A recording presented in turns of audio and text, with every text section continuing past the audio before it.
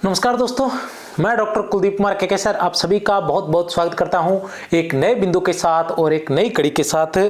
जैसा कि आप सभी देख रहे हैं कि आज हम द्विवेदी युग की प्रवृत्तियां करने वाले हैं। प्रवृत्तियां हम विशेषताएं कह सकते हैं प्रवृत्तियों को, या प्रवृत्तियां एक ऐसी ऐसा बिंदु कह सकते हैं कि जिससे हम उस युग को पूरी तरह से जान पाते हैं। जैसे आजकल प्रश्न आ रहे हैं, जिस प्रकार के प्रश्न आजकल परीक्षाओं में पूछे जा रहे हैं, ऐसे प्रश्नों को हम अवधारणात्मक प्रश्न के रूप में मानते हैं। और हम ये मानते हैं कि एक ही प्रश्न के अंतर्गत 4 प्रश्नों को पूछा जा रहा है। तो इस प्रकार के प्रश्न जो है वो प्रवृत्तियों को किए बिना, जिसे हम मूल पुस्तकें कहते हैं, हम कहते हैं ना कि अभी जो पेपर बन रहे हैं वो मूल पुस्तकों से बन रहे हैं, और बिना मूल पुस्तकों को पढ़े हम जो है परीक्षा पास अब नहीं कर सकते हैं। तो ये जो प्रवृत्तियां रहती हैं ये मूल पुस्तकों से रहती है, और विशेषकर आज जो मैं मूल प्रवृत्तियां आपको पढ़ाने वाला हूं, द्विवेदी युग की जो प्रवृत्तियां पढ़ाने वाला हूं, वो पूर्णतः मूल पुस्तकों से ही तैयार की गई है। और बात करते हैं प्रवृत्तियों की, तो अक्सर क्या है कि जो विद्यार्थी वस्तुनिष्ठ परीक्षा देने का आदी हो जाता है, उससे निबंधात्मक कुछ भी चीजें या व्याख्यात्मक कोई भी चीज जो है वो पढ़ने में आनंद नहीं आता है। पिछले कुछ समय से लगातार विद्यार्थी ऐसा बन गया था कि उसको वस्तुनिष्ठ चीजें, तथ्यात्मक जानकारी, क्योंकि पहले का जो परीक्षा का पैटर्न था उसमें तथ्यात्मक जानकारी अधिक पूछी जा रही थी, तो ऐसी स्थिति में विद्यार्थी प्रवृत्तियां न पढ़कर तथ्यात्मक जानकारी अधिक जो एकत्रित कर रहा था, ये याद कर रहा था।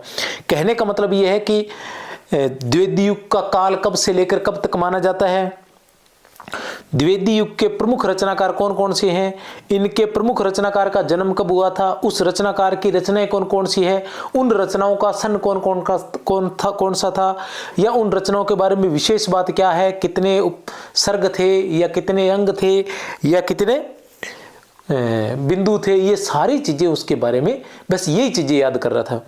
लेकिन मैं तब भी यही बात कहता था कि प्रवृत्तियां एक ऐसी चीज है, या प्रवृत्तियां एक ऐसा बिंदु है जिसे याद करने से आप उन प्रश्नों के भी उत्तर दे देते हैं जिन प्रश्नों को आपने कभी पढ़ा नहीं, कभी सुना नहीं, कभी देखा नहीं। क्योंकि प्रवृत्तियां जो होती है ना, वो आपको किसी भी युग की प्रवृत्तियां, जैसे आज हम द्विवेदी युग की प्रवृत्तियां पढ़ेंगे, ये सभी की सभी प्रवृत्तियां मूल पुस्तकों से तैयार की गई है। अब द्विवेदी युग की जब आप प्रवृत्ति पढ़ोगे तो आपके दिमाग में द्विवेदी युग का एक खाका तैयार हो जाएगा कि द्विवेदी युग क्या था, उसकी जो मूल संवेदना थी वो क्या थी, उसमें किस प्रकार के कवि थे, वो किस प्रकार की रचनाएं किया करते थे, उनका उद्देश्य क्या था, ये सारी बातें, उनकी किस प्रकार की भाषा थी, उन्होंने किस प्रकार के छंदों का उपयोग किया था, उन्होंने किस प्रकार के अलंकारों का प्रयोग किया था, ठीक है ना। ये सारी बातों का एक आपके दिमाग में चित्र बन जाता है। तब क्या होता है कि द्विवेदी युग से संबंधित कोई भी प्रश्न पूछा जाता है, किसी रचनाकार से संबंधित भी कोई प्रश्न पूछा जाता है। अब कहने की बात मान लो कि जैसे आपने द्विवेदी युग की प्रवृत्तियां पढ़ी है, अब द्विवेदी युग की प्रवृत्तियों में स्पष्ट बता दिया जाएगा कि इसमें श्रृंगार रस का प्रयोग बहुत कम हुआ था, ठीक है। राष्ट्रीयता की भावना जो थी वो सर्वोपरि थी, ठीक है। पौराणिक जो कथाएं थी उनको आधुनिक स्तर पर तैयार करके लिखा जा रहा था या व्यक्त किया जा रहा था। तो अब ये सारी बातें, अब जैसे ही उसमें आएगा कि मैथिलीशरण गुप्त जो है श्रृंगारिक रचनाएं किया करते थे। अब आपने कभी नहीं पढ़ा, कहीं नहीं पढ़ा होगा कि मैथिलीशरण गुप्त श्रृंगारिक रचनाएं किया करते थे, लेकिन आपने प्रवृत्तियां पढ़ी है तो आपको पता चल जाएगा कि जो द्विवेदी युग था उसमें इस प्रकार की रचनाएं नहीं होती थी। तो आपको पता चल जाएगा कि ये जो वाला कथन है ये ही गलत है, ठीक है ना। इसके अंदर राष्ट्रीयता की भावना को, या हम कहें कि देशभक्ति और राजभक्ति दोनों को बराबर महत्व दिया गया था, ठीक है ना। ऐसा कहीं लिखा है। तो आपको, आपने अगर प्रवृत्तियां पढ़ी है तो आपको पता चल जाएगा कि भारतेंदु काल में जो है उसमें क्या था कि द्विवेदी राजभक्ति और देशभक्ति दोनों को समान महत्व दिया गया था। लेकिन द्विवेदी युग में क्या था कि केवल देशभक्ति को महत्व दिया गया था, राजभक्ति को महत्व नहीं दिया गया था। अब उसी तरह से अगर आपने प्रवृत्तियां पढ़ी है तो आपको पता होगा कि भारतेंदु काल की जो गद्य की भाषा थी वो खड़ी बोली थी और पद्य की जो भाषा थी वो ब्रज थी। दोनों की अलग अलग थी। कारण क्या था? कारण ये था कि कोई भी विकास जो होता है वो धीरे धीरे होता है, कोई भी बदलाव जो होता है वो धीरे धीरे होता है। क्यों? क्योंकि रीति काल की जो प्रमुख भाषा थी वो ब्रज थी। उसके अंदर पद्य किस में लिखा जा रहा था? रीति काल में जो है गद्य लिखा ही नहीं जा रहा था। नाम मात्र की रचनाएं मिलती है, वो डॉक्टर नगेंद्र के हिंदी साहित्य के इतिहास में मिल जाएंगे आपको। नाम मात्र की गद्य रचनाओं का प्रारंभ हालांकि हो गया था लेकिन इस स्तर पर नहीं थी, ठीक है ना। तो वो जो उस समय सिर्फ पद्य लिखा जा रहा था और वो किस में लिखा जा रहा था? वो ब्रज भाषा में लिखा जा रहा था। लेकिन ब्रज भाषा में जो पद्य लिखा जा रहा था वो आम लोगों के लिए या आम लोगों की समझ से बाहर था। अब जब भारतेंदु काल आया तो कहीं न कहीं देशभक्ति की भावना पैदा हुई कि देश को अंग्रेजों की गुलामी से कैसे मुक्त करवाया जाए। अब अगर अंग्रेजों की गुलामी से मुक्त करवाना है तो आपको बता दूं कि जो ऊंचे पदों पर बैठे होते हैं ना, जैसे निराला कहते हैं ना कि जो अमीर लोग होते हैं, ठीक है ना, जो महलों में बैठे होते हैं, क्रांति का डर उनको होता है। वो चाहते हैं कि क्रांति न हो, क्योंकि जब भी क्रांति होगी, बदलाव होगा तो उनको नुकसान होगा। क्योंकि कहने का मतलब ये है कि जिसके पास कुछ है ही नहीं तो उसको तो कुछ नुकसान होने वाला नहीं है, उसको तो कुछ मिलने वाला ही है, उसका जाने वाला कुछ नहीं है। लेकिन जो पहले से बहुत कुछ प्राप्त किए बैठा है उसका कुछ न कुछ जा सकता है, उसको डर रहता है। तो ये स्थिति रीतिकाल की थी। रीतिकाल के बाद जैसे ही भारतेंदु काल आया तो भारतेंदु काल में क्या था कि उन्होंने भी देशभक्ति की भावना जागृत करनी थी। अब अमीर तो देशभक्ति की भावना जागृत कर नहीं सकते थे, ठीक है ना। कौन करेगा? देश को गुलामी से मुक्त करवाना तो कौन करेगा? आम जनता। अब इनको आम जनता तक पहुंचना था कि अपने विचारों को कैसे आम जनता तक पहुंचाया जाए। तो उन्होंने ब्रज के स्थान पर जो गद्य की भाषा थी, जो भाषण की भाषा थी, जिसमें हम अपने भाषण व्यक्त कर सके, तो वो उन्होंने खड़ी बोली रख ली। क्योंकि खड़ी बोली का मतलब खड़ी खड़ी साधारण बोलचाल की भाषा जो लोगों के समझ में आने लग गई। अब यहाँ तक तो ये था कि काव्य के लिए इन्होंने रस प्राप्ति के लिए, अपने आनंद प्राप्ति के लिए तो इन्होंने ब्रज भाषा रखी और लोगों से संपर्क करने के लिए इन्होंने अपनी भाषा खड़ी बोली रख ली गद्य की। लेकिन उसमें धीरे धीरे विकास तो होना ही था। अब आगे जब आए तो उन्हें पता चला कि नहीं, हमें पूरी तरह से भाषा जो है गद्य की हो चाहे पद्य की हो, एक जैसी। जो हम पद्य में लिख रहे हैं वो भी लोगों के समझ में आना चाहिए और जो गद्य में लिख रहे हैं वो भी लोगों के समझ में आना चाहिए, ठीक है ना। क्योंकि पद्य जो होता है, जो गीत जो होता है वो अधिक प्रभावशाली होता है, ठीक है ना। गीत जो होता है वो अधिक प्रभावशाली होता है और गीत हमेशा पद्य में लिखे जाते हैं। तो जब पद्य जो रहता है वो जल्दी लोगों को आकर्षित करता है। तो इस वजह से उन्होंने गद्य की भाषा भी खड़ी बोली ही रख ली थी। तो ये अंतर जो हम प्रवृत्तियां पढ़ेंगे तब हमें पता चलेगा। देखते हैं, मैं आपको बता दूं आज की जो प्रवृत्तियां हैं वो हिंदी साहित्य का इतिहास कक्षा 11 और 12 में ये लगती है, ठीक है ना। इसकी सहायता ली गई है। उसके अलावा हमने ये आचार्य रामचंद्र शुक्ल जी है, इनकी सहायता ली गई है, ठीक है ना। और इसके अलावा ये गणपति चंद्र गुप्त जी है, हिंदी साहित्य का वैज्ञानिक इतिहास द्वितीय खंड, जो द्विवेदी युग है वो इसके द्वितीय खंड में इसकी सहायता ली गई है। उसके साथ हमने ली है ये रामस्वरूप चतुर्वेदी जी है, इनकी सहायता ली है, ठीक है ना। हिंदी साहित्य और संवेदना का विकास, क्या है रचना का नाम? हिंदी साहित्य और संवेदना का विकास। उसके अलावा हमने किसकी सहायता ली है? बच्चन सिंह की। बच्चन सिंह के भी 2 पार्ट है, गणपति चंद्र गुप्त के भी 2 पार्ट हैं, लेकिन जो दूसरा पार्ट है उसके अंदर द्विवेदी युग है, आधुनिक हिंदी साहित्य का इतिहास। बच्चन सिंह आधुनिक हिंदी साहित्य का इतिहास, इसकी सहायता ली गई है। उसके अलावा हमने नगेंद्र की सहायता ली है, पूरी तरह से अधिकतर प्रवृत्तियां जो नगेंद्र से ली गई है सभी लेते हैं। उसके अलावा अपनी पुस्तक में जो अन्य किताबें और थी, जैसे डॉक्टर धीरेन्द्र वर्मा है या हिंदी साहित्य युग और प्रवृत्तियां हैं, इनसे तो ये थोड़ी थोड़ी जो सामग्री है अलग अलग, वो सभी किताबों से ये लक्ष्मी सागर वार्ष्णेय का हिंदी साहित्य का इतिहास है, ठीक है ना। अब सभी के तो मैं आपको नाम क्या बताऊं, बाबू गुलाब राय का है, हजारी प्रसाद द्विवेदी जी है, ठीक है ना। लेकिन हजारी प्रसाद द्विवेदी के आधुनिक काल से संबंधित मैं नहीं कहूँगा, वहाँ से मैंने कुछ नहीं उठाया है, क्योंकि आधुनिक काल से संबंधित मुझे कुछ दिखा नहीं, शायद आज तक जो भी पढ़ा है मैंने उस हिसाब से कुछ चलते हैं, देखते हैं द्विवेदी युग की प्रवृत्तियां। इसके बारे में शुरुआत करने से पहले मैं थोड़ा सा बताना चाहूँगा कि रामस्वरूप चतुर्वेदी जी को मैं पढ़ रहा था। मैंने क्या है, मैं जो भी लिखता हूँ पहले सारी किताबें पढ़ता हूँ। मेरा एक तरीका, आप ऐसा तरीका न अपनाएं, क्योंकि आपने अभी तैयारी करनी है। और जब हमारे जैसे शिक्षक बहुत सारे बैठे हैं, हमारे जैसे क्या बहुत विद्वान बैठे हैं, अपने तो बहुत बाद में आते हैं, ठीक है ना। तो जो भी पढ़ता है ना, वो क्या करता है कि आपको पढ़ाने से पहले जो शिक्षक वास्तव में शिक्षक है, जो वास्तव में पढ़ाना चाहते हैं, उनकी बात कर रहा हूँ। बाकी ऐसे ही एक किताब उठाई और आके लग गए, हाँ उनकी तो बात अलग है, ठीक है ना। उनको खुद को भी पता नहीं है कि वो क्या कर रहे हैं, वो खुद ये सोचते हैं कि हाँ, और खाली सिलेक्शन करवा लेने से कुछ नहीं होता। अधिकतर क्या है कि मैं देख रहा हूँ कि जैसे सिलेक्शन हो जाता है तो वो सोचते हैं कि चलो यूट्यूब पर आ जाते हैं। तो सिलेक्शन करवाना एक अलग चीज़ होती है, पढ़ना एक अलग चीज़ होती है, पढ़कर पास होना एक अलग चीज़ होती है, और फिर पढ़ाना एक अलग चीज़ होती है। पढ़ने के लिए आपको 2 किताबें 3 किताबें मिलती है, वो आप पढ़ो, आपका सिलेक्शन हो जाता है।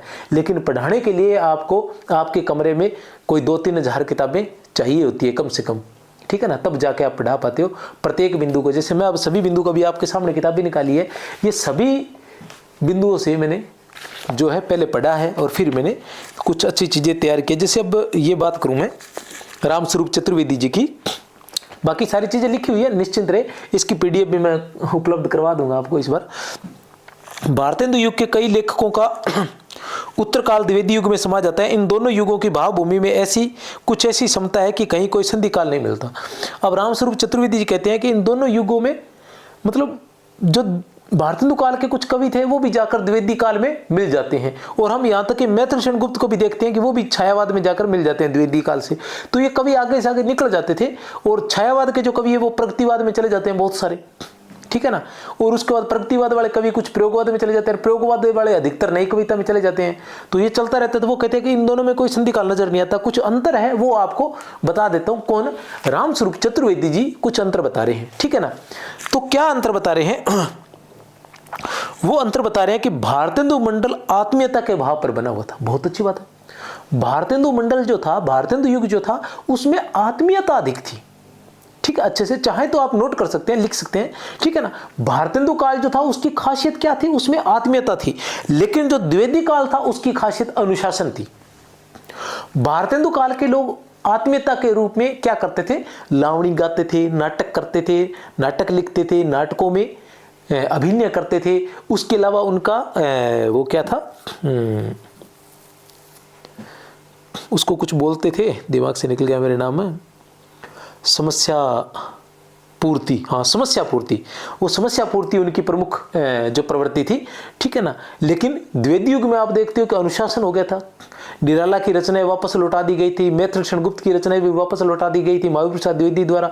महावीर प्रसाद द्विवेदी एक एक शब्द को चुन चुन कर लिखते, मतलब चेक करते थे, उसके बाद ही कविता को सरस्वती में प्रकाशित करते थे। तो अनुशासन था, अनुशासित होकर लिखते थे और गरिमा में, क्योंकि इस समय आपने देखा कि पुराने काल से विषय जो थे वो पुरानी काल से लिए गए थे।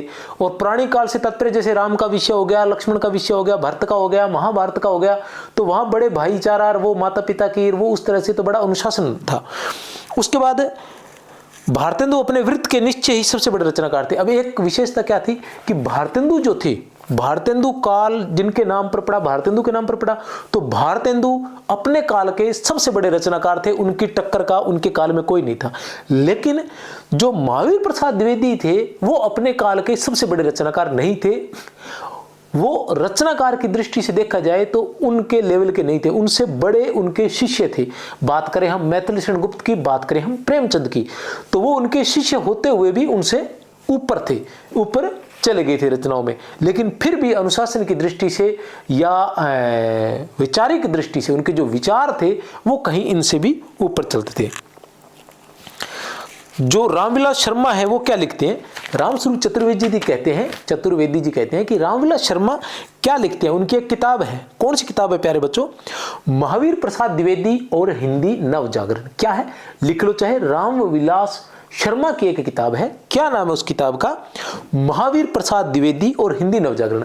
आज ही अचानक मैसेज देख रहा था विद्यार्थियों के, एक विद्यार्थी का मैसेज आया था कि सर आपने पिछले साल कुछ क्लासें करवाई थी, वो क्लासें यूट्यूब पर मिल नहीं रही है, आपने बड़ा विस्तार से अच्छे से करवाया हुआ था, हमें बड़ा पसंद आया। तो भैया अगर क्लास देख रहे हो तो ये आज के बाद ऐसा होने वाला है।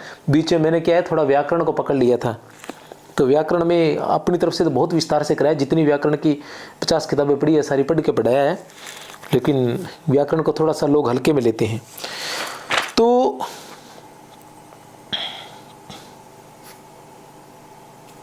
चलते हैं आगे, बहुत कुछ लिखा हुआ है इन्होंने, तो ये मैंने क्रम वाइज जो सारी चीज़ें हैं वो कुछ इसमें डाली है, कुछ बाकी चीज़ें आपको अलग से मिल जाएंगी, निश्चिंत रहे। तो बात करते हैं द्विवेदी युग की। द्विवेदी युग की प्रमुख काव्य प्रवृत्तियाँ। द्विवेदी युग की प्रमुख काव्य प्रवृत्तियों की बात करें तो पहली काव्य प्रवृत्ति मैंने पहले कहा कि राष्ट्रीयता आती है। क्या आती है? राष्ट्रीयता।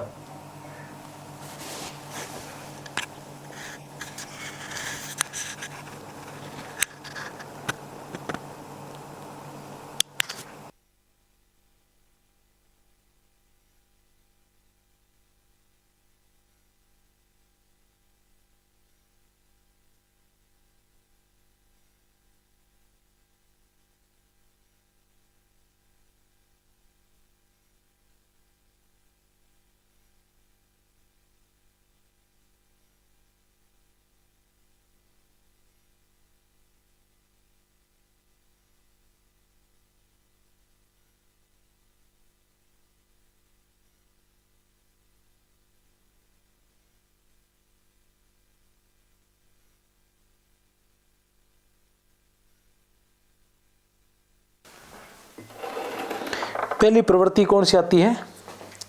प्रवृत्ति के साथ साथ चाय आ गई है।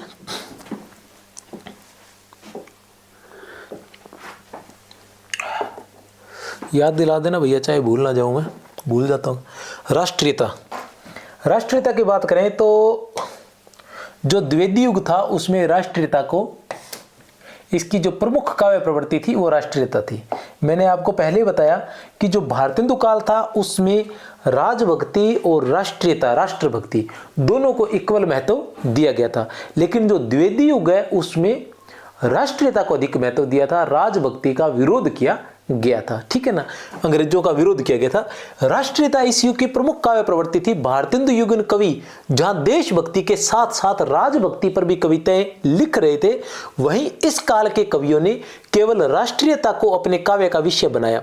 भारतेंदु युग के कवि देश की दुर्दशा पर केवल दुख व्यक्त करके रह जाते हैं, तो द्विवेदी युग के कवियों ने देश की दुर्दशा के कारणों को जानने का प्रयास किया।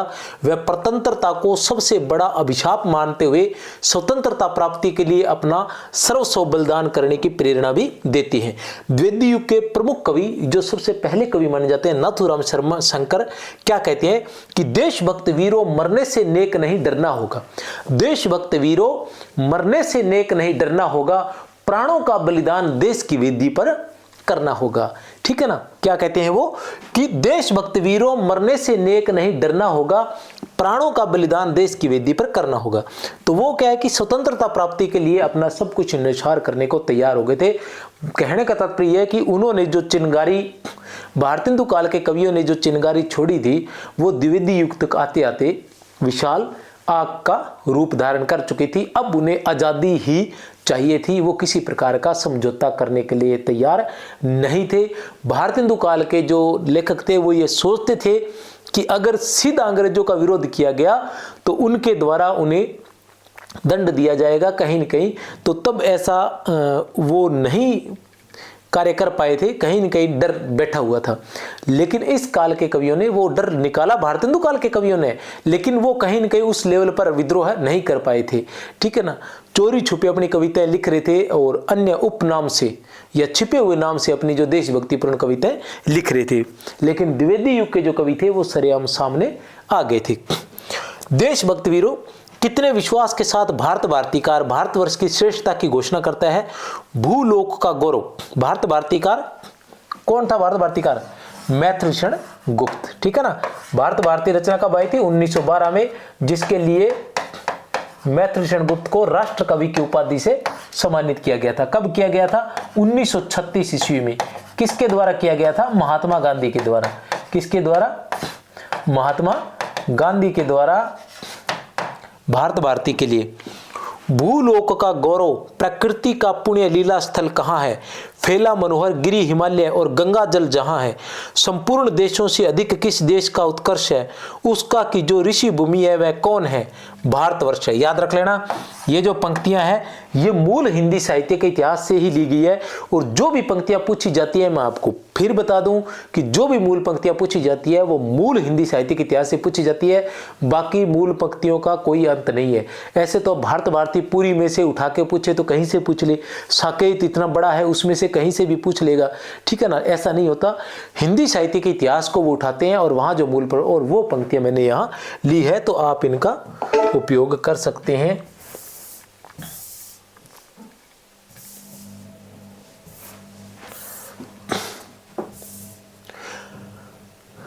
रामनरेश त्रिपाठी अपने खंड काव्यों में परोक्ष रूप से स्वतंत्रता के बंधन काटने का संदेश देते हैं। क्या कहते हैं रामनरेश त्रिपाठी? देश प्रेम वह पुण्य क्षेत्र है, अमल असीम त्याग से विलसित, आत्मा के विकास से जिसमें मनुष्यता होती है विकसित। याद रख लेना, किसकी है ये पंक्तियां? रामनरेश त्रिपाठी की है। किसकी है? रामनरेश त्रिपाठी की है। जिनकी काव्य रचनाओं की हम बात करें, किस काल के हैं रामनरेश त्रिपाठी? द्विवेदी युग के रामनरेश त्रिपाठी है। और जिनकी हम बात करते हैं रचनाओं की, तो कौन कौन सी रचना है? मिलन, पथिक, मानसी और स्वपन। हम मानसी को छोड़ देते हैं तो बाकी तीनों के तीनों इनको क्या है? खंड काव्य है, ठीक है ना। मिलन, पथिक, मानसी और स्वपन। मिलन, पथिक ये दोनों, और मिलन, पथिक, मानसी, स्वपन, ठीक है ना। मानसी को छोड़कर बाकी तीनों क्या है? इनके खंड काव्य है। और जो मानसी है वो इनकी फुटकर कविताओं का संग्रह माना जाता है। मैथिल गुप्त की ओजस्वी पुकार देख लिए, धरती हिलकर नींद भगा दे, वज्र नाम से व्योम जगा दे, दब और कुछ लाग लगा दे, स्वदेश संगीत से आइए, हम कौन थे क्या हो गए हैं और क्या होंगे अभी, आओ विचारें आज मिलकर ये समस्याएं सभी। भारत भारती से बहुत ही महत्वपूर्ण पंक्तियां हैं। मैं एक बार फिर कह रहा हूं, आप खुद इनको अच्छे से याद कर लेना। ये पीडीएफ मिल जाएगी और अपने दोस्तों को भी शेयर कर देना। मूल पुस्तकों से ली गई है, फिर मत कहना कि ये प्रश्न कहां से आ गए हैं, ठीक है ना। प्रश्न यहीं से पूछे जाएंगे। मैथिल गुप्त, भारत भारती, स्वदेश संगीत, ये जो प्रमुख रचनाएं हैं जिनमें राष्ट्रीयता का संकेत नजर आता है हमें। मैथिल गुप्त की भारत भारती और स्वदेश संगीत है। गोपाल शरण सिंह, रामनरेश त्रिपाठी इत्यादि कवियों ने अपनी रचनाओं के माध्यम से सोए हुए भारतवासियों के हृदय में जागरण का स्वर फूंक दिया। पराधीन रहकर अपना सुख शोक न कह सकता, वह अपमान जगत में केवल पशु ही सह सकता। पराधीन रहकर, कौन कह रहे हैं? रामनरेश त्रिपाठी। कौन कह रहे हैं? रामनरेश त्रिपाठी कह रहे हैं कि पराधीन रहकर अपना सुख शोक न कह सकता। पराधीन रहकर अपना सुख शोक न कह सकता, क्या है? निज देश को, सॉरी, वह अपमान, यह अपमान जगत में केवल पशु ही सह सकता। भी पराधीनता का जो अपमान है ये केवल पशु ही सह सकता है, इंसान नहीं सह सकता। क्षत्रिय सुनो अब तो कुयस की कालिमा को मेट दो, निज देश को जीवन सहित तन मन और धन भेंट दो। मैथिल गुप्त की पंक्तियां हैं और भारत भारती से ली गई है। दूसरी जो प्रवृत्ति आती है वो आती है खड़ी बोली का महत्व। दूसरी प्रवृत्ति कौन सी है? खड़ी बोली का महत्व। भारतेंदु काल में, मैं पहले भी कह रहा था कि भारतेंदु काल में जो गद्य की पद्य की भाषा थी वो ब्रज थी और गद्य की जो भाषा थी वो खड़ी बोली थी। लेकिन द्विवेदी युग में गद्य और पद्य दोनों की भाषा जो थी वो खड़ी बोली हो गई थी। तो इस काल में खड़ी बोली को महत्व दिया गया था, ठीक है। भारतेंदु काल में काव्य की भाषा जहां ब्रज थी, वहीं द्विवेदी युग के कवियों ने महावीर प्रसाद द्विवेदी के मार्गदर्शन में काव्य भाषा के रूप में खड़ी बोली को महत्व दिया। भारतेंदु युग में काव्य की भाषा ब्रज में गद्य की भाषा खड़ी बोली थी, तो द्विवेदी युग में खड़ी बोली ने गद्य व पद्य दोनों ही रूपों में अपना वर्चस्व स्थापित कर दिया। कुमार सर्वेश लिखते हैं, क्या लिखते हैं कुमार सर्वेश इस बारे में? गद्य और पद्य का भारतेंदु युगीन भाषाई अंतर्विरोध द्विवेदी युग में समाप्त होता है। अब खड़ी बोली गद्य पद्य दोनों की भाषा बनती है। बहुत ही महत्वपूर्ण है कुमार सर्वेश की।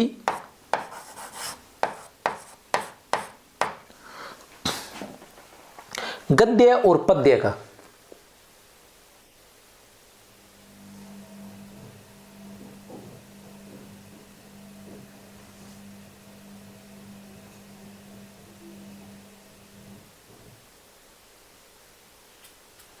क्या है, कुमार सर्वेश क्या लिखते हैं, गद्य और पद्य का भारतेंदु युगन भाषाई अंतर विरोध द्विवेदी युग में समाप्त होता है। अब खड़ी बोली गद्य पद्य दोनों की भाषा बनती है। इसी तरह से बच्चन सिंह भी लिखते हैं। क्या लिखते हैं बच्चन सिंह, बहुत ही महत्वपूर्ण है, गद्य और पद्य के अलग भाषा माध्यम का अलग्योजा बहुत दिन तक नहीं चल सकता था। गद्य और पद्य के अलग भाषा माध्यम का अलग्योजा बहुत दिन तक नहीं चल सकता था। कौन लिखते हैं, बच्चन सिंह।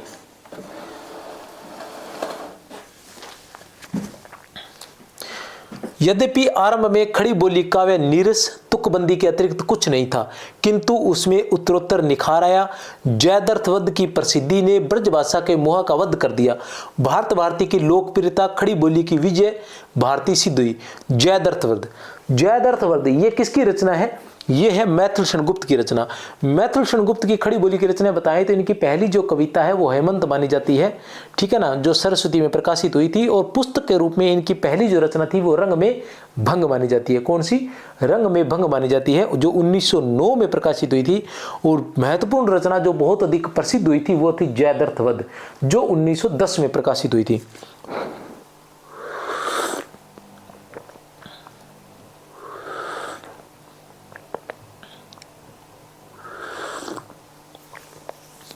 इसमें अभिमन्यु के माध्यम से, जयद्रथ वध में अभिमन्यु के माध्यम से युवाओं को आगे आने के लिए प्रेरित किया गया है। मतलब यह है कि इससे पहले क्या था, ठीक है, इससे पहले क्या था, इससे पहले यह था, इसकी विशेष बात यह थी कि इससे पहले मतलब सभी को कहा जाता था, सभी देशवासियों को कहा जाता था, लेकिन इसमें युवाओं को आगे आने के लिए प्रेरित किया गया है अभिमन्यु के माध्यम से। जयद्रथ वध, कौन था जयद्रथ, कौरवों के एकमात्र जीजा थे, ठीक है ना, उनकी एक बहन थी, उसके पति थे ये। और इन्होंने क्या किया था, धोखे से अभिमन्यु का वध किया था, धोखे से अभिमन्यु का वध किया था। और बाद में अर्जुन ने फिर इस जयद्रथ का वध किया था कृष्ण के कहने पर।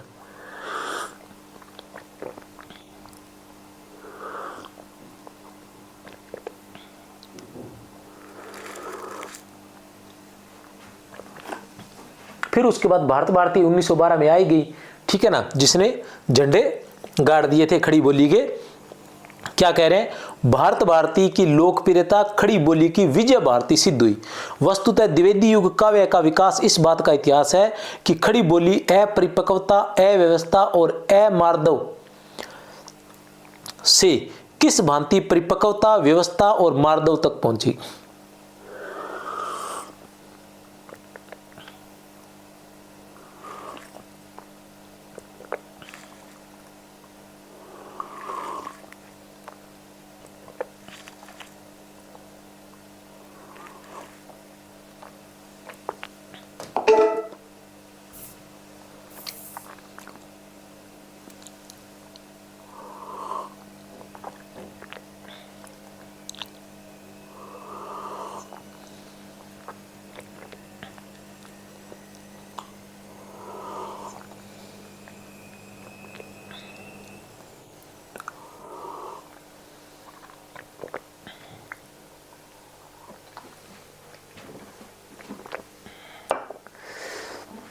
बात करते हैं महावीर प्रसाद द्विवेदी की। तो क्या कहते हैं महावीर प्रसाद द्विवेदी, महावीर प्रसाद द्विवेदी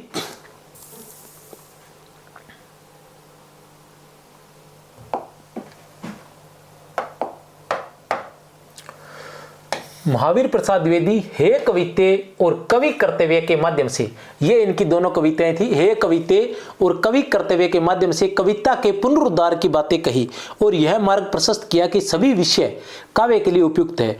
रसज्ञ रंजन में अपनी रचना रसज्ञ रंजन में महावीर प्रसाद द्विवेदी क्या कहते हैं, लिखते हैं कि कविता का विषय मनोरंजक और उपदेशजनक होना चाहिए। कविता का विषय मनोरंजक और उपदेशजनक होना चाहिए। यमुना किनारे केली कौतूहल का अद्भुत वर्णन बहुत हो चुका। यमुना किनारे, ये किसके बारे में कहा गया है कि यमुना किनारे केली कौतूहल का अद्भुत वर्णन बहुत हो चुका। ये किसके बारे में, ये मानिए आप रीतिकाल के बारे में कह रहे हैं, क्योंकि रीतिकाल में ये सारी बातें होती थी। नए प्रक्रियाओं पर प्रबंध लिखने की अब कोई आवश्यकता है और नए सब क्रियाओं के गतागत, ठीक है ना, की पहली बुझाने की। चिंटी से लेकर अनंत आकाश तक, अनंत पृथ्वी, अनंत पर्वत, सभी पर कविता हो सकती है। ये किसका कथन है? ये महावीर प्रसाद द्विवेदी का कथन है और बहुत बार पूछा जा चुका है। ये व्याख्याता की परीक्षा में भी पूछा जा चुका है और नेट की परीक्षा के आप प्रश्न निकाल कर देख ले पुराने, इतनी बार पूछा जा चुका है जिसकी कोई गिनती हम नहीं कर सकते। इस कथन को क्या है? कविता का विषय मनोरंजक और उपदेशजनक होना चाहिए। यमुना किनारे केली कौतूहल का अद्भुत वर्णन बहुत हो चुका। नए प्रक्रियाओं पर प्रबंध लिखने की अब कोई आवश्यकता है और नए सब क्रियाओं के गतागत की पहली बुझाने की। चिंटी से अनंत आकाश, अनंत पृथ्वी, अनंत पर्वत, सभी पर कविता हो सकती है। द्विवेदी युग में परिवर्तन केवल दो क्षेत्रों में हुआ, एक तो नेतृत्व में और दूसरे रचना पद्धति व काव्य भाषा में। अब भारतेंदु का स्थान एक तो नेतृत्व में हुआ। कैसे हुआ नेतृत्व में? कि भारतेंदु काल में नेतृत्वकर्ता कौन थे? भारतेंदु थे। और द्विवेदी युग में नेतृत्वकर्ता कौन थे? द्विवेदी जी थे, ठीक है ना। भारतेंदु काल में भारतेंदु थे, द्विवेदी युग में द्विवेदी जी थे। और दूसरी रचना पद्धति तथा उनके प्रभाव व प्रयास से मुक्तक शैली के स्थान पर प्रबंधात्मक की तथा ब्रज भाषा के स्थान पर खड़ी बोली की प्रतिष्ठा हुई। कहने का मतलब यह है कि मुक्तक जो भारतेंदु काल था उसमें मुक्तक रचनाएं लिखी जाती थी, लेकिन द्विवेदी युग में प्रबंधात्मकता पर महत्व दिया गया। इसका श्रेय मुख्यतः अयोध्या प्रसाद खत्री और महावीर प्रसाद द्विवेदी को है। खत्री जी ने खड़ी बोली का पद्य शीर्षक से एक पुस्तक प्रकाशित की।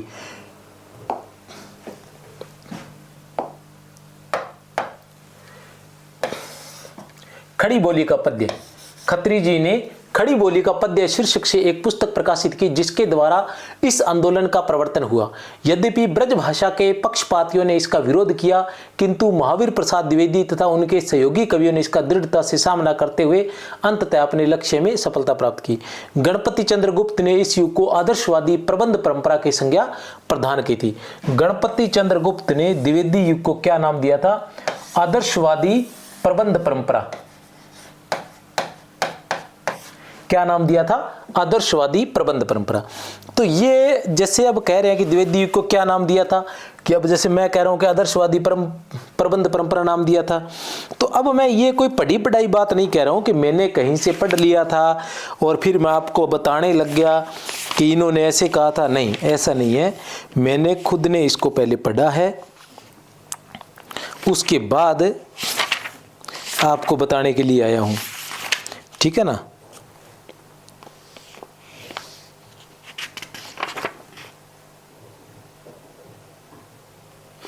ये आप देख सकते हो। पहला बिंदु जो आधुनिक काल का, आधुनिक कविता सामान्य परिचय, फिर दूसरा आता है पूर्व प्रवर्ती काव्य परंपरा, तीसरा आता है आदर्शवादी मुक्तक गीति परंपरा। आदर्शवादी मुक्तक गीति परंपरा किसको नाम दिया था? भारतेंदु काल को। किसने? गणपति चंद्र गुप्त ने। फिर गणपति चंद्र गुप्त ने आदर्शवादी प्रबंध परंपरा, मतलब गणपति चंद्र गुप्त ने क्या कहा था? भारतेंदु काल को तो कहा था कि आदर्शवादी मुक्तक परंपरा, आदर्शवादी मुक्तक गीति परंपरा। भारतेंदु काल को क्या कहा था गणपति चंद्र गुप्त ने? आदर्शवादी मुक्तक गीति परंपरा। और द्विवेदी युग को उन्होंने क्या किया था? क्या नाम दिया था? आदर्शवादी प्रबंध परंपरा। आदर्शवादी प्रबंध परंपरा या द्विवेदी मंडल का काव्य। तो ये सारी बातें मूल पुस्तकों से ली गई है, इसलिए आप थोड़ा सा ध्यान लगाकर देख लें, बाकी भैया थारी मर्जी है। 3 नंबर प्रवृत्ति की मैं बात करता हूं तो क्या है? नीति और आदर्श। बहुत अच्छी बात है। पहली क्या थी? राष्ट्रीयता की भावना थी। दूसरी क्या थी? भाषा के स्तर पर। और तीसरी नीति और आदर्श। नीति और आदर्श की हम बात करते हैं तो भारतेंदु काल में नीति या आदर्श की कोई बात नहीं हो रही थी, ठीक है ना। उस लेवल पर, जिस लेवल पर इसका मुख्य बिंदु ही या मुख्य जो है विषय ही नीति और आदर्श ही था, ठीक है ना। द्विवेदी युग काव्य की तीसरी प्रवृत्ति नीति और आदर्श के भावों से युक्त है। डॉक्टर उमाकांत ने लिखा है। डॉक्टर उमाकांत जी क्या लिखते हैं? डॉक्टर उमाकांत। अब डॉक्टर उमाकांत की बात करें तो आप कहेंगे कि उमाकांत कौन है? ये उमाकांत कहां से आ गया, ठीक है ना।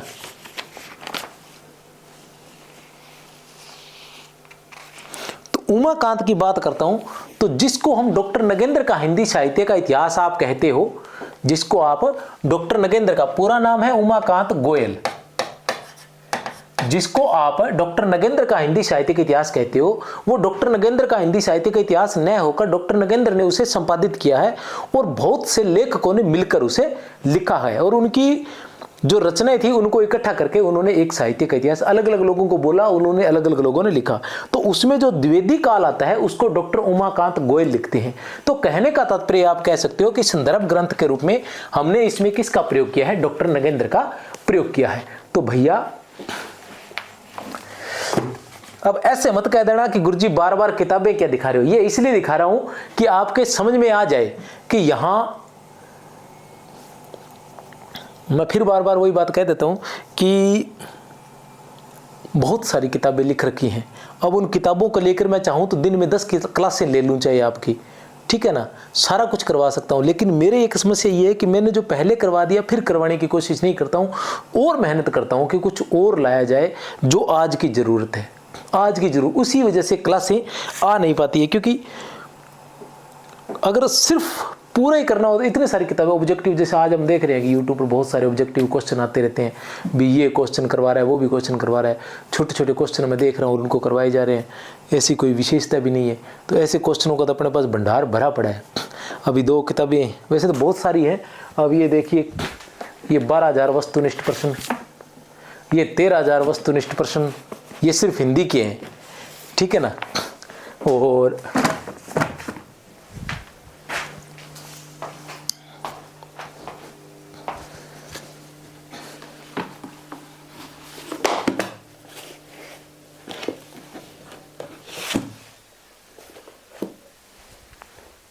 इसी प्रकार की न जाने कितनी सारी, ये 10,000 वस्तुनिष्ठ प्रश्न, ठीक है। ये है 7200 वस्तुनिष्ठ प्रश्न और इसी प्रकार की 8,000 वस्तुनिष्ठ प्रश्न, 4400 वस्तुनिष्ठ प्रश्न, ये अलग अलग बहुत सारी किताबें निकाल रखी है। तो जितने मर्जी करवाता रहूँ चाहे दिन में, लेकिन नहीं, मैं हर बार ये कोशिश करता हूँ कि नए प्रश्न तैयार करवाए जाए और फिर नए तरीके से आपको करवाए जाए। चलते हैं आगे। उमाकांत जी क्या लिखते हैं? द्विवेदी युगन काव्य आदर्शवादी और नीतिपरक है। द्विवेदी युगन काव्य जो है वो आदर्शवादी और नीतिपरक है। इतिहास पुराण से ग्रहित प्रसंगों के आधार पर, मैं पहले बता चुका हूं कि पुराणों से प्रसंग अगर लिए गए हैं, विषय पुराणों से लिए गए हैं, तो वो नीति और आदर्शात्मक होती है। क्योंकि हमारे पुराण जो है हमें नीति का ज्ञान देते हैं, हमें आदर्शों का ज्ञान देते हैं। हम महाभारत का देखते हैं तो वहाँ भी किस प्रकार जो भाई होते हैं वो किस तरह से अपने भाइयों की आज्ञा का पालन करते हैं, बड़े भाई की आज्ञा का पालन करते हैं, अपने माता पिता का जो आदर मान करते हैं। तो ये आदर्शवादी, हम महाभारत की बात कर, रामायण की बात करते हैं तो वहाँ भी हमें ये सब देखने को मिलता है। द्विवेदी युगन काव्य आदर्शवादी और नीतिपरक है। इतिहास पुराण से ग्रहित प्रसंगों के आधार पर अथवा कल्पना मिश्रित उज्ज्वल कथाएं लेकर आदर्श चरित्रों पर अनेक प्रबंध काव्य लिखे गए। उन सभी में असत्य पर सत्य की विजय दिखाई देती है। ठीक है ना। किसका है? उमाकांत गोयल का। आप चाहो तो अगर डॉक्टर नगेंद्र भी पूछ ले तो भी मान सकते हो आप। आत्मगौरव, स्वार्थ त्याग, बलिदान, कर्तव्य पालन और प्रेम इत्यादि की भावनाओं से उत्प्रोत द्विवेदी युग में राष्ट्रकवि मैथिलशरण गुप्त भारत भारती में लिखते हैं। क्या लिखते हैं? केवल मनोरंजन न कवि का कर्म होना चाहिए, उसमें उचित, ठीक है ना, उसमें क्या है, उसमें उचित उपदेश का भी मर्म होना चाहिए। क्या है? केवल मनोरंजन न केवल कवि का कर्म होना चाहिए, केवल मनोरंजन न कवि का कर्म होना चाहिए, उसमें उचित उपदेश का भी मर्म होना चाहिए। याद रख लेना, ये जो दोनों बातें हैं ये है पद्य में। अगर यही बात पद्य में आती है तो इसके लेखक कौन है? राष्ट्रकवि मैथिलशरण गुप्त है। और यही बात अगर गद्य में आती है तो इसके लेखक कौन है?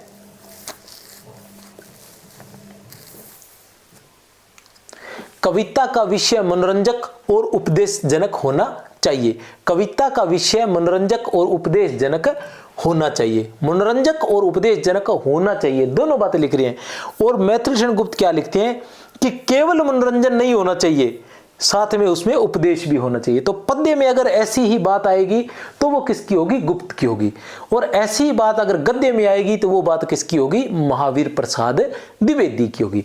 असिस्टेंट प्रोफेसर की तैयारी करने वाले, स्कूल लेक्चरर की तैयारी करने वाले, व्याख्याता की तैयारी करने वाले, नेट सेट टीजीटी पीजीटी सभी की तैयारी करने वाले विद्यार्थी चैनल को सब्सक्राइब कर सकते हैं। और अगर आप ये पीडीएफ चाहते हैं तो आप जिस नाम से चैनल है संकुल मार्गदर्शन, इसी नाम से अपना टेलीग्राम चैनल भी है, वहां पर जुड़ सकते हैं। नहीं तो मैं एक नंबर बताता हूं, उस नंबर पर आप व्हाट्सअप करें, वहां पर आपको टेलीग्राम का लिंक भेज दिया जाएगा।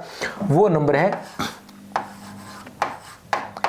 63 771 24 802, 63 771 24 802। इस पर व्हाट्सअप करेंगे तो वहां पर आपको लिंक भेज दिया जाएगा। प्रेम के आदर्श रूप पर अनेक कविताएं लिखी गई। रामनरेश त्रिपाठी लिखते हैं, रामनरेश त्रिपाठी जी क्या लिखते हैं कि गंधविहीन फूल है जैसे चंद्र चंद्रिकाहीन, गंधविहीन फूल है जैसे चंद्र चंद्रिकाहीन, यूं ही फीका है मनुष्य का जीवन प्रेम वहीन। प्रेम स्वर्ग है, स्वर्ग प्रेम है, प्रेम असंक अशोक, ईश्वर का प्रतिबिंब प्रेम है, प्रेम हृदय आलोक। क्या है प्यारे बच्चों कि गंधविहीन फूल है,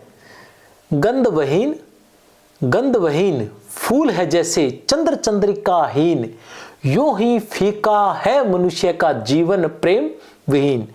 प्रेम स्वर्ग है, स्वर्ग प्रेम है, प्रेम असंक अशोक, ईश्वर का प्रतिबिंब प्रेम है, प्रेम हृदय आलोक। कुसंगति के त्याग पर भी पंडित रामचरित उपाध्याय लिखते हैं। क्या लिखते हैं? कुसंगति के त्याग पर आदर्शवाद और नीति, नीति और आदर्श। नीति और आदर्श कहां होगा? जहां बुराइयों का त्याग किया जाएगा, जहां बुराइयों को छोड़ा जाएगा और छोड़ने के लिए प्रेरित किया जाएगा, उपदेश दिए जाएंगे, वहां नीति और आदर्श होगा। जहां अच्छाइयों को ग्रहण करने के उपदेश दिए जाएंगे, वहां नीति और आदर्श रहेगा। क्या लिखते हैं कुसंगति के त्याग पर पंडित रामचरित उपाध्याय? ऊपर कौन कौन आ चुके हैं अभी अपने पास है? अभी अपने पास नीति और आदर्श में महावीर प्रसाद द्विवेदी ने कुछ कहा था। क्या कहा था कि कविता का उद्देश्य है जो मनोरंजन के साथ साथ उपदेश भी होना चाहिए। 2 नंबर पर हमारे पास आ गए थे मैथिल शरण गुप्त जी। गुप्त जी ने कहा था कि कवि का उद्देश्य केवल मनोरंजन नहीं बल्कि उसमें उपदेश का भी मर्म होना चाहिए। 3 नंबर पर हमारे पास आ गए थे रामनरेश त्रिपाठी। रामनरेश त्रिपाठी ने किसका महत्व बताया था? रामनरेश त्रिपाठी ने प्रेम का महत्व बताया। किसका महत्व बताया? प्रेम का महत्व बताते हुए वो क्या कहते हैं कि गंधविहीन फूल है जैसे चंद्र चंद्रिकाहीन, गंधविहीन फूल है जैसे चंद्र चंद्रिकाहीन, यूं ही फीका है मनुष्य, यूं ही फीका है मनुष्य का जीवन प्रेम विहीन। कौन थे? रामनरेश त्रिपाठी। 4 नंबर पर हमारे पास आ जाते हैं रामचरित उपाध्याय। कौन आ जाते हैं? 4 नंबर पर हमारे पास आ जाते हैं रामचरित उपाध्याय।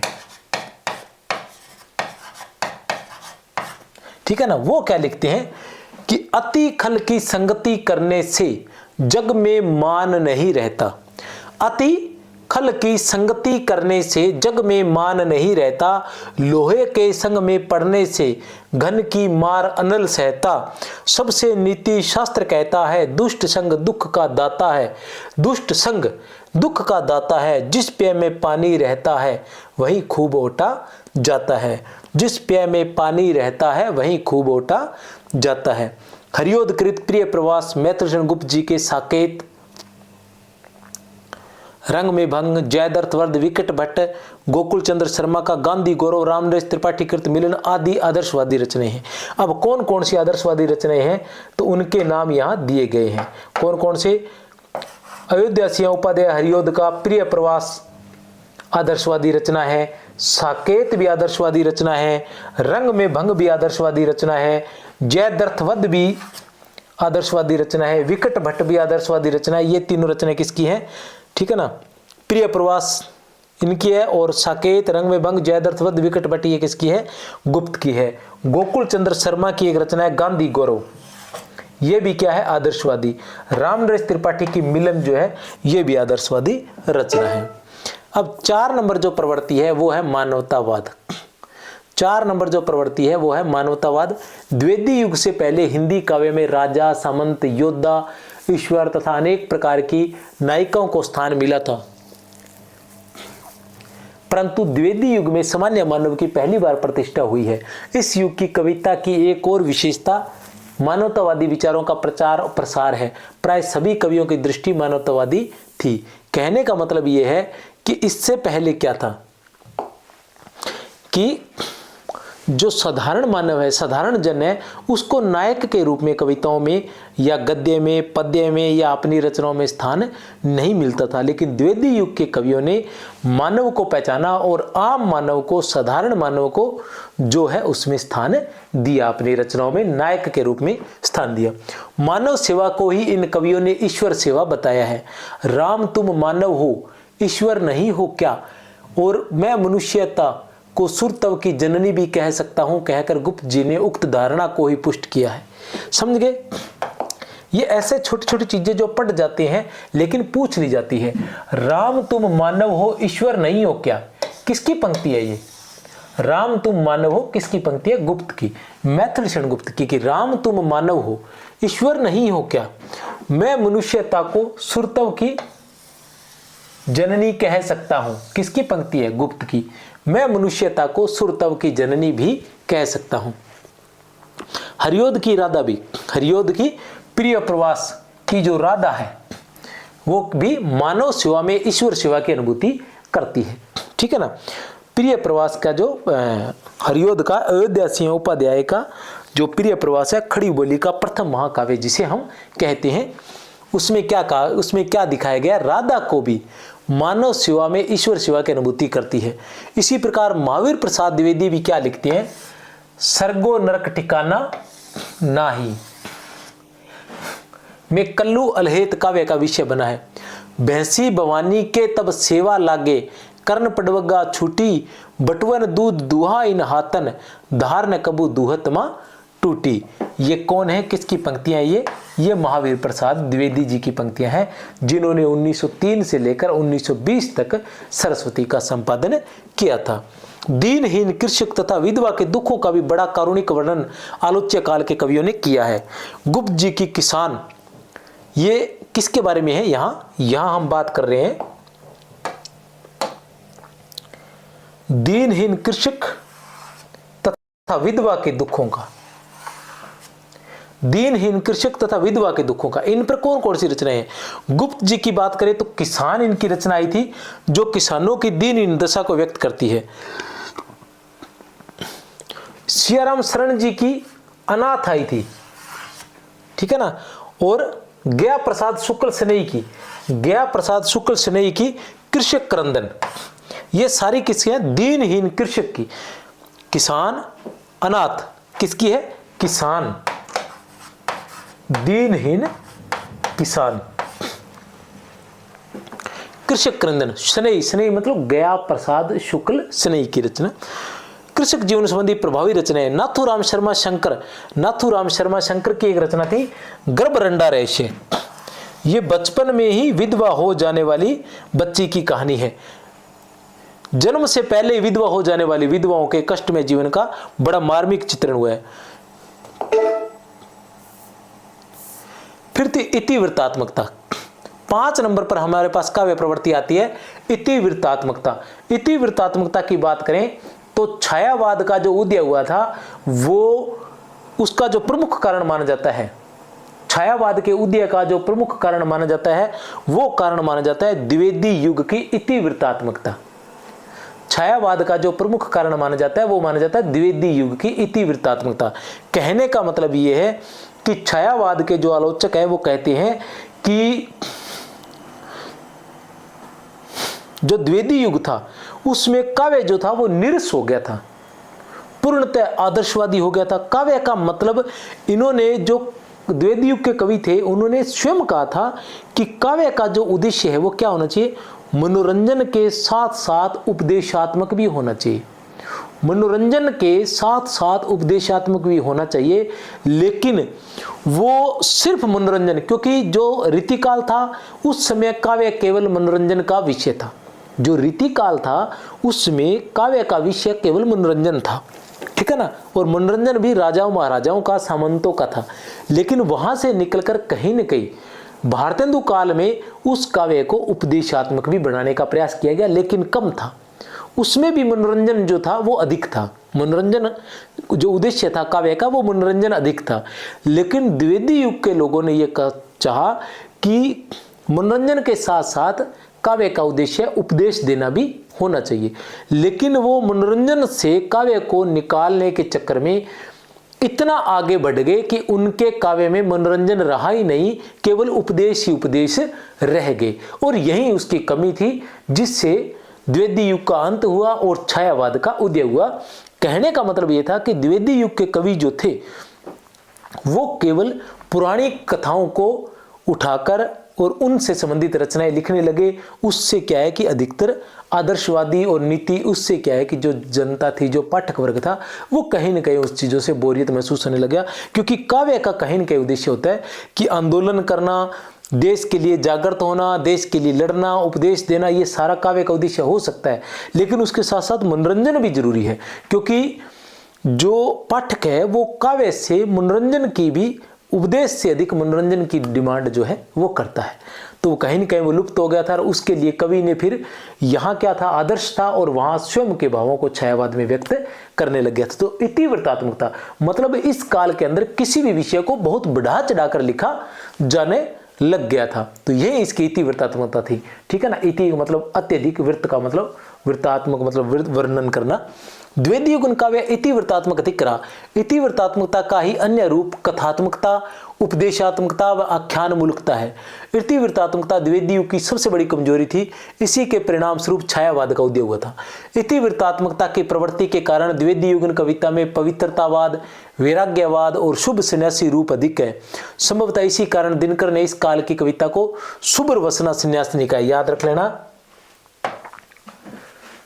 शुभ्र वसना सन्यासिनी, ये नाम आपको हर जगह नहीं मिलेंगे। ठीक है ना। दिनकर ने, किसने कहा है? दिनकर ने द्विवेदी काल की कविता को शुभ्र वसना सन्यासिनी कहा है। ये आपने याद रखना है। इतिवृत्तात्मकता। अब इतिवृत्तात्मकता मतलब है कि आपने महाभारत उठा ली, और विश्व का सबसे बड़ा महाकाव्य महाभारत है। अब उस महाभारत पर कितने गीत गाते रहे, उसका कोई अंत तो है नहीं। ठीक है ना। महाभारत को पढ़ते जाओ और उसको देख देख के कुछ और लिखते जाओ, तो उसका कोई अंत तो है नहीं। हम किसी चीज को पढ़ते हैं, कहने का मतलब यह है कि अगर मैं यहां 4 लाइनें पढ़ता हूं, तो मैं उसकी अच्छाइयों को, बुराइयों को, उपदेशों को बताते हुए 4 की 40 लाइनें लिख सकता हूं बड़ी आसानी से। अब महाभारत पर आप निकल पड़ोगे तो कुछ भी लिख दो चाहिए। ठीक है ना। तो उसका मतलब वर्णात्मक अधिक हो गया, वृत्तात्मक अधिक हो गया, इतिवृत्तात्मक अधिक हो गया, इस उपदेशात्मक अधिक हो गया। काव्य रूप शैली। काव्य रूप शैली की बात करें तो द्विवेदी युग में प्राय सभी काव्य रूपों, महाकाव्य, खंड काव्य, मुक्तक, गीति काव्य, प्रबंध मुक्तक का प्रयोग हुआ। द्विवेदी युग काव्य रूपों को इस प्रकार देखा जा सकता है कि जो भारतेंदु काल था उसमें मुक्तक अधिक लिखे गए थे, लेकिन इस काल में प्रबंध काव्य अधिक लिखे गए। और वैसे इस काल में सभी प्रकार की रचना लिखी गई थी, वो इसके अंदर हम देख लेते हैं। महाकाव्य की बात करें द्विवेदी युग के, तो प्रिय प्रवास है, साकेत है और रामचरित चिंतामणि है। प्रिय प्रवास है, साकेत है और रामचरित चिंतामणि है। खंड काव्य की हम बात करें तो रंग में भंग है, जयद्रथवध है और किसान है। रंग में भंग, जयद्रथवध और किसान, ये अलग से भी आप इनको याद रख सकते हो। बहुत ही महत्वपूर्ण है कि कौन से खंड काव्य, इस तरह से प्रश्न पूछा जा सकता है। रंग में भंग, जयद्रथवध और किसान, ये क्या है? खंड काव्य है। प्रसाद कृत, प्रसाद के प्रेम पथी क्या है? खंड काव्य है। सियाराम शरण गुप्त कृत मौर्य विजय खंड काव्य है। राम नरेश त्रिपाठी का मिलन जो है ये भी खंड काव्य है। गोकुल चंद्र शर्मा का गोपी गीत है, ये भी क्या है? खंड काव्य है। व्यक्तिपरक गीत। व्यक्तिपरक गीत की बात करता हूं मैं। मुकुटधर पांडे कृत पूजा फूल, ये तो क्या था? महाकाव्य। 2 नंबर क्या है? खंड काव्य। 3 नंबर पर क्या है, व्यक्तिपरक गीत। मुकुटधर पांडे का पूजा फूल जो क्या है, व्यक्तिपरक गीत है, याद रख लेना। माखनलाल चतुर्वेदी के गीत भी किस प्रकार के गीत माने जाते हैं, व्यक्तिपरक गीत माने जाते हैं। मैथिलशरण गुप्त के गीत भी वैताली कहकर रचना गीत के रूप में। पद्य कथाएं, पद्य कथाओं की बात करें तो विकट भट्ट है, केशव की कथा है, शकुंतला जन्म है, ये क्या है, पद्य कथाएं। सर्गो नरक ठिकानो नाही और वीर पंचरत्न, ये भी क्या है, पद्य कथाएं है। रुक्मिणी संदेश और सती सीता, ये भी क्या है, पद्य कथाएं। प्रबंध मुक्तक रचना, उद्धव शतक, जगन्नाथ दास रत्नाकर के उद्धव शतक जो है प्रबंध मुक्तक। डॉक्टर कृष्णलाल ने लिखा है कि 25 वर्षों में अद्भुत परिवर्तन हो गया। मुक्तकों के वन खंडों के स्थान पर महाकाव्य, व्याख्यान काव्य, प्रेमाख्यान काव्य, गीति काव्य, प्रबंध काव्य और गीतों से सुसज्जित काव्य पवन का निर्माण होने लगा। डॉक्टर कृष्णलाल, याद रख लेना।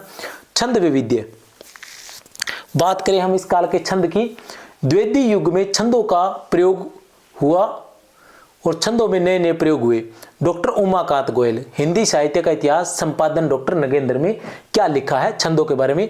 द्विवेदी युग में दोहा, कविता या सवैया के प्रयोग तक की कवि सीमित नहीं रहे। कहने का मतलब यह है, दोहा, कविता या सवैया जो भारतेंदु काल था उसमें कहीं न कहीं, क्योंकि कवित और सवैया जो थे ये रीति काल के प्रमुख छंद थे। दोहा, कवित और सवैया, ये तीनों ही छंद जो थे ये रीति काल के प्रमुख छंद थे। किस काल के, रीति काल के।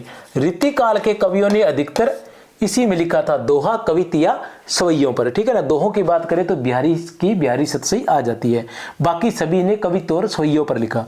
अब बात करें भारतेंदु काल की, तो भारतेंदु काल जो रीति काल के बाद आया था तो उसकी स्थिति भी यही थी कि उस काल में भी अधिकतर दोहों पर, कविता और सवैयों पर लिखे गए। लेकिन उसके बाद जब द्विवेदी युग आया तो उसने दोहा, कविता व सवैया के साथ साथ रोला का, छप्य का, कुंडलियां का, सार का, सरसी का, गीतिका का, हरिगीतिका का, ताटंक का, लावणी आदि छंदों का भी कुशलतापूर्वक व्यवहार किया या प्रयोग किया उन्होंने। रोला, छप्य, कुंडलियां, सरसी, गीतिका, हरिगीतिका, ताटंक, लावणी आदि छंद भी, ठीक है ना। हिंदी के ही नहीं, संस्कृत के वर्णिक और वीर आदि छंद भी कुशलतापूर्वक उन्होंने प्रयोग किए। हिंदी के ही नहीं तथा नाथूराम शर्मा शंकर ने छंद प्रयोग के क्षेत्र में अद्भुत कौशल का परिचय दिया। अच्छा, इसके साथ साथ लेकर हैं कि हिंदी के ही नहीं, संस्कृत के वर्णिक और उर्दू बहरों को भी अपनाया गया, ठीक है ना। हिंदी के ही नहीं, संस्कृत के वर्णिक और उर्दू बहरों को भी अपनाया गया। मैथिलशरण गुप्त, हरियोद, नाथूराम शर्मा शंकर छंद प्रयोग के क्षेत्र में अद्भुत कौशल का परिचय दिया है इन तीनों ने विशेष रूप से।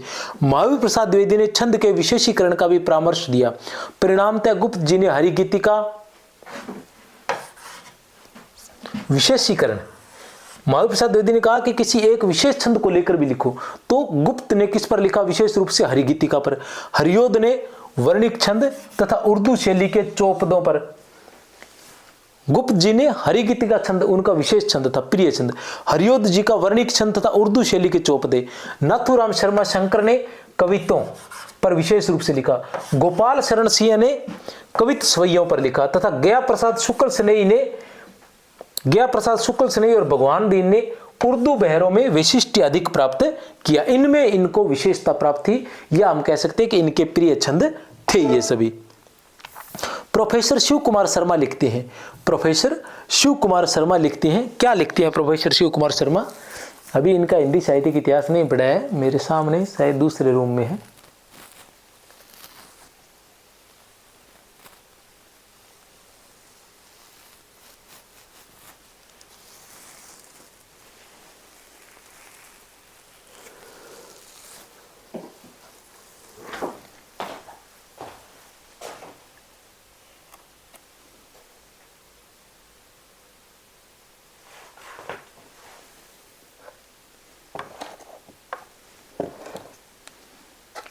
प्रोफेसर शिव कुमार शर्मा।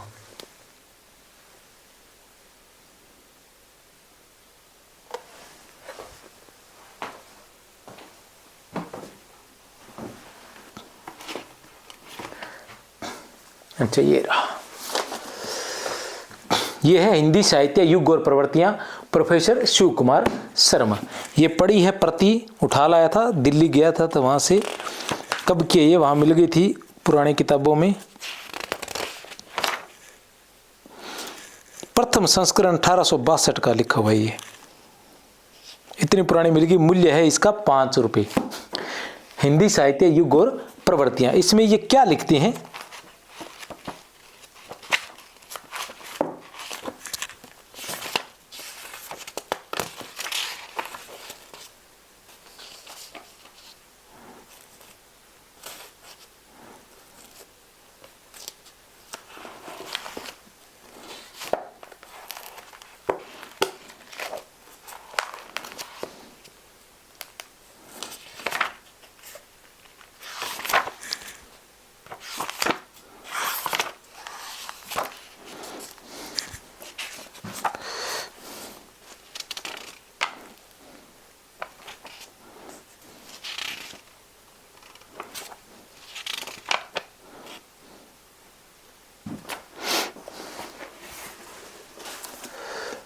क्या लिखते हैं इसमें? ये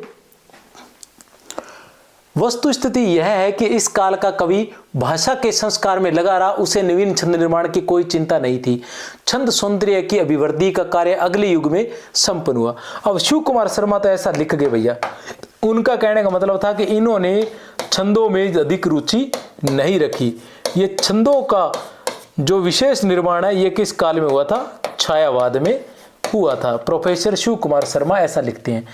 उसके बाद आता है हास्य व्यंग्य। अगला जो बिंदु है 8 नंबर, वो है हास्य व्यंग्य। द्विवेदी युग में राजनीतिक, सामाजिक, आर्थिक, धार्मिक विडंबनाओं पर व्यंग्य किया गया है, ठीक है ना।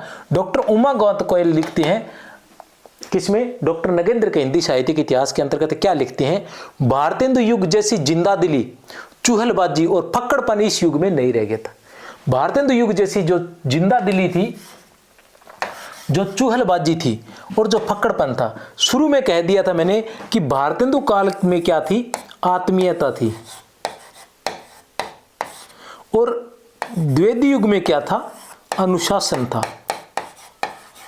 इसलिए द्विवेदी युग में भारतेंदु काल जैसी जिंदादिली, चूहलबाजी और फक्कड़पन इस युग में नहीं रह गया था।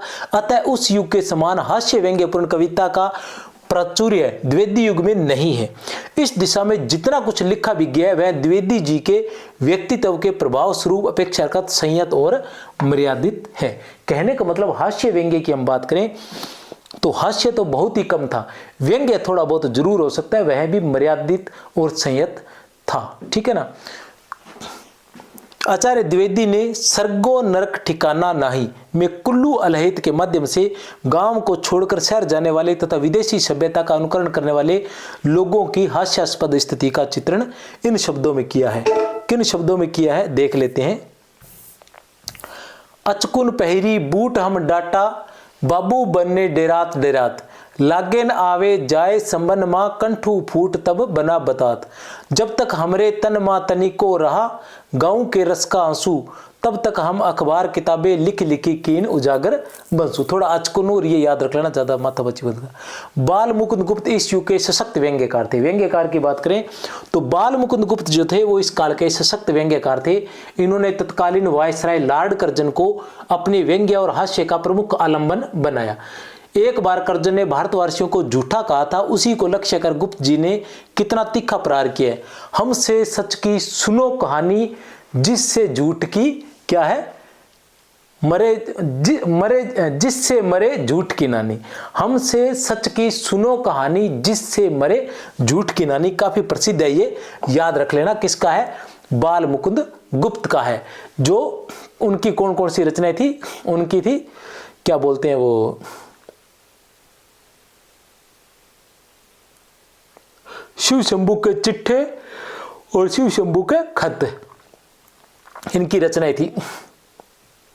इसी प्रकार कर्जनाना नामक कविता में इन्होंने कर्जन को अपने मुंह है मियां मिट्ठू की उक्ति चरितार्थ करते हुए उस पर हास्य का पात्र बनाया है।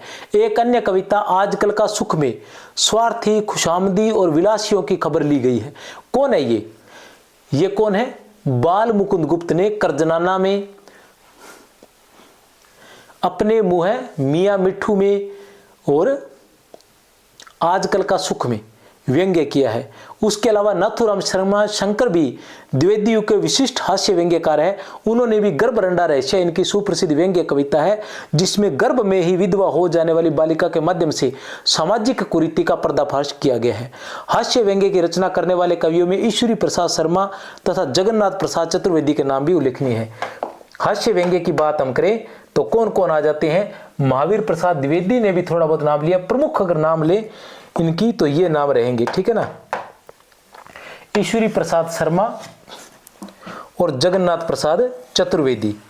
ईश्वरी प्रसाद शर्मा और जगन्नाथ प्रसाद चतुर्वेदी ये हास्य व्यंग्य वाले हैं।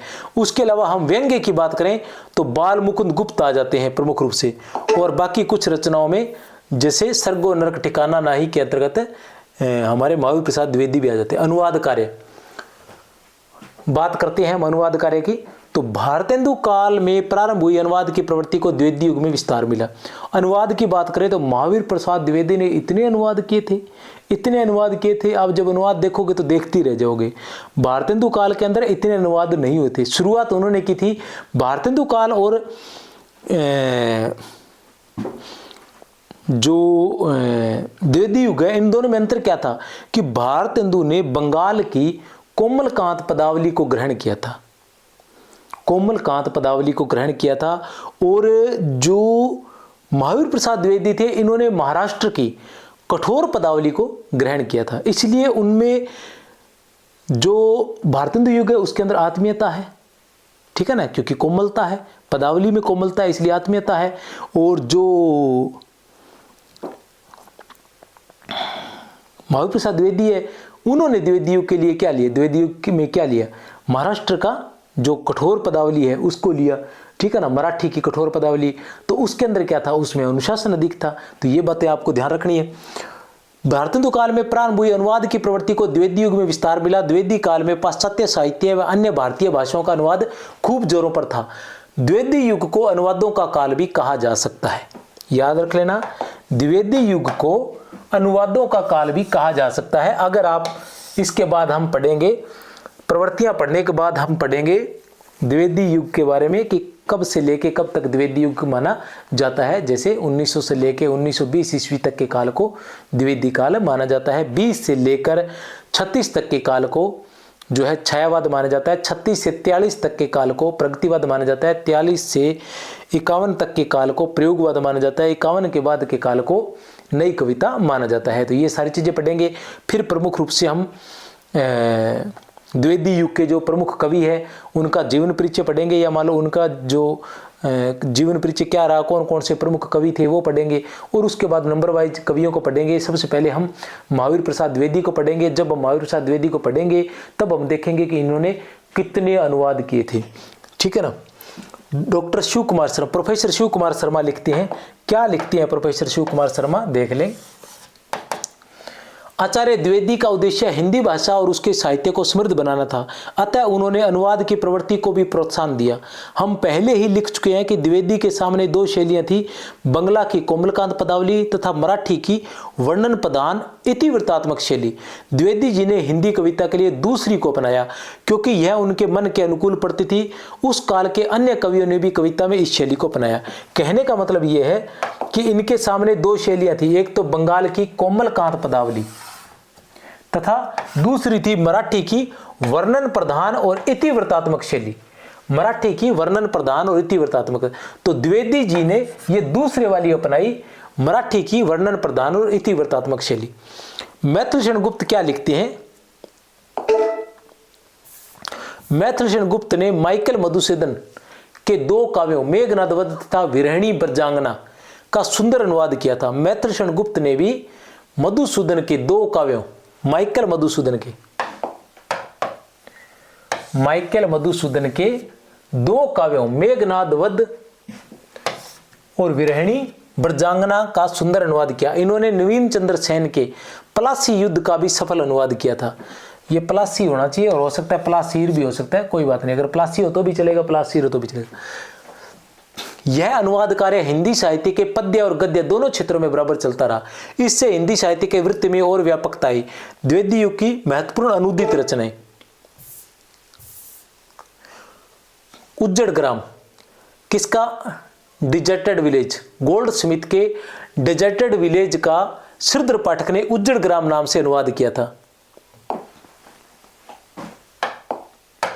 ठीक है ना, श्रीधर पाठक ने गोल्ड स्मिथ के डिजर्टेड विलेज का उज्जड़ ग्राम नाम से अनुवाद हुआ।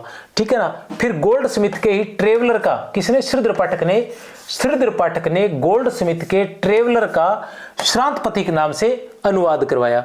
फिर श्रीधर पाठक ने कालिदास के ऋतुसंहार का ऋतुसंहार नाम से अनुवाद किया। महावीर प्रसाद द्विवेदी ने भर्तृहरि के वैराग्य शतक का विनय शतक नाम से अनुवाद किया। उसी तरह महावीर प्रसाद द्विवेदी ने जयदेव के गीत गोविंद का विहार वाटिका नाम से अनुवाद किया। फिर महावीर प्रसाद द्विवेदी ने भर्तृहरि के श्रृंगार शतक का स्नेहमाला नाम से अनुवाद किया। फिर महावीर प्रसाद द्विवेदी ने पंडित जगन्नाथ के गंगा लहरी का गंगा लहरी के नाम से अनुवाद किया। फिर महावीर प्रसाद द्विवेदी ने कालिदास के ऋतुसार का ऋतु तरंगिणी के नाम से अनुवाद किया। ठीक है ना, श्रीधर पाठक ने कालिदास के ऋतुसार का ऋतुसंहार नाम से अनुवाद किया था, लेकिन महावीर प्रसाद द्विवेदी ने कालिदास के ऋतुसार का ऋतु तरंगिणी के नाम से अनुवाद किया था। और ये छोटा सा उदाहरण है वैसी प्रवृत्तियों के नाम से। बाकी हम भारतेंदु पढ़ेंगे, जब श्रीधर पाठक पढ़ेंगे, बाकी रचनाकार पढ़ेंगे तो हमें वो सारी रचनाएं मिल जाएंगी। ये एक अलग टॉपिक भी पूरा का पूरा बन सकता है कि कौन कौन से अनुवाद हुए थे, तो बहुत बड़ा टॉपिक हो जाएगा ये। निष्कर्ष के रूप से हम यही कह सकते हैं कि प्रोफेसर शिव कुमार शर्मा क्या लिखते हैं? उपयुक्त अध्ययन के आधार पर हम कह सकते हैं कि द्विवेदी युग भारतेंदु युग और छायावादी युग के बीच की कड़ी है। यह युग भारतेंदु युग से प्रभावित हुआ और इसने अग्रिम युग को प्रभावित किया, कि दोनों के बीच की कड़ी है।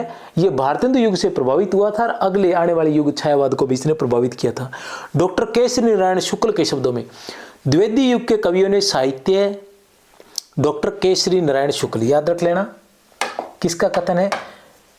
एक नाम भी याद रखें, एक जो बात कही जा रही है उसको समझने का प्रयास करें कि वो क्या कहने का प्रयास कर रहा है, उसमें से किस प्रकार के प्रश्न बने जा सकते हैं और किस प्रकार की बात पूछी जा सकती है। द्विवेदी युग के कवियों ने साहित्य, जाति, देश की सेवा की और कवि के स्वतंत्र व्यक्तित्व की प्रतिष्ठा बनाए रखी। अतीत का चित्रण करते हुए भी कवि वर्तमान को न भूले। अतीत का चित्रण करते हुए भी कवि वर्तमान को न भूले। कहने का मतलब यह है कि इन्होंने जातीय और देश की सेवा की, जाति और देश की सेवा की, लेकिन इन्होंने अपने कवित्व को नहीं खोया, उसको कहीं न कहीं बनाए रखा। अतीत का चित्रण करते हुए भी वर्तमान में बने रहे। संस्कृति रक्षा के साथ साथ सुधार का भी अध्ययन किया।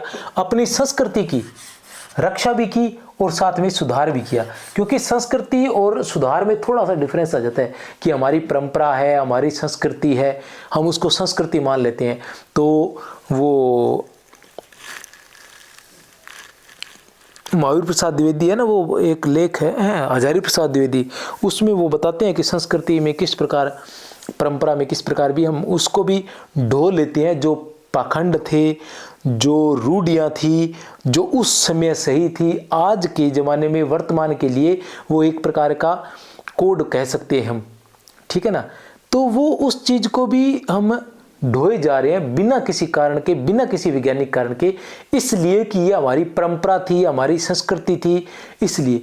तो ऐसी चीज़ों को निकालना जरूरी था। तो इन लोगों ने ये कहना चाह रहे हैं सुधार जो है वो दोनों साथ थोड़ा मुश्किल हो जाता है, तो इन लोगों ने संस्कृति को भी साथ में रखा, बनाए रखा और साथ में सुधार भी किया कि किस प्रकार पाखंडों का विरोध किया जा सकता है और हमारी संस्कृति, हमारे रीति रिवाज, हमारी परंपराओं में जो अच्छी बातें हैं उनको, जो आज भी, ठीक है ना, किसी तरह से हमारे काम की है या कह सकते हैं वर्तमान में भी उनकी कोई उपयोगिता है, तो हम उनको आज भी रख सकते हैं। और जाति का व्युत्थान चाहते हुए भी देश हित का गान गाया। हिंदू होते हुए भी ये कवि भारतीय थे। हालांकि हिंदुत्व का इन्होंने गान गाया था, लेकिन फिर भी ये पूरी तरह से मुख्य जो था ये अपने आप को भारतीय ही कहते थे। इनमें जातीयता थी किंतु सांप्रदायिकता नहीं थी। जाति का गर्व तो जरूर था, लेकिन फिर भी सांप्रदायिकता नहीं थी।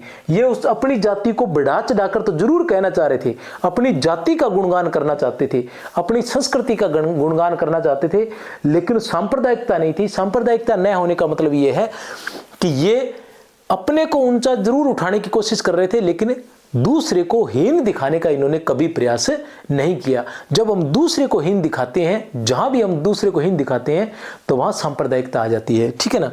तो ये सांप्रदायिक नहीं थे, सच्चे कवि के समान ये युग से प्रभावित हुए और उस पर अपनी छाप भी लगा दी और इस प्रकार काव्य को उन्नतिशाल बनाया। इस प्रकार द्विवेदी युग का काव्य जहां एक और सांस्कृतिक संपर्क, संघर्ष और संस्कार की कथा कह रहा है, वहीं इन कवियों की सहानुभूति, सच्चाई और स्वतंत्र उदार व्यक्तित्व का संकेत दे रहा है।